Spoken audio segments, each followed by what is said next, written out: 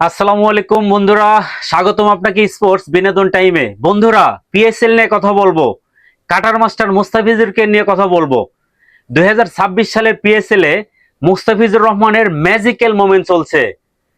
মাত্র 2 ম্যাচের সমীকরণ যদি আপনাদের কাছে তুলে ধরি তাহলে আপনারা বুঝতে পারবেন কেন মুস্তাফিজুর রহমানের ম্যাজিক্যাল মোমেন্ট চলছে।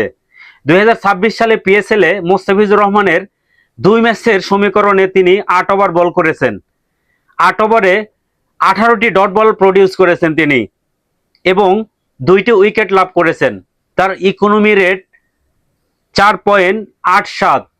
সব থেকে ইন্টারেস্টিং এবং মজার কথা হচ্ছে যে 8 ওভারে টি-20 ফরম্যাটে মাত্র একটি বাউন্ডারি হজম করেছেন কাটার মাস্টার মুস্তাফিজুর রহমান।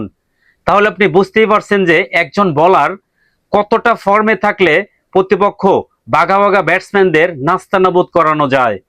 মুস্তাফিজুর রহমানের বলের ভেরিয়েশন বিভিন্ন ধরনের। তিনি প্রত্যেকটা বলে বিভিন্ন বিভিন্ন স্টাইলে বল করতে পারেন।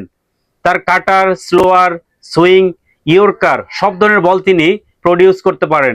এই জন্যই মুস্তাফিজুর রহমান বিশ্বের বড় বড় বলারদের পাশে তার নাম হয়ে গেছে।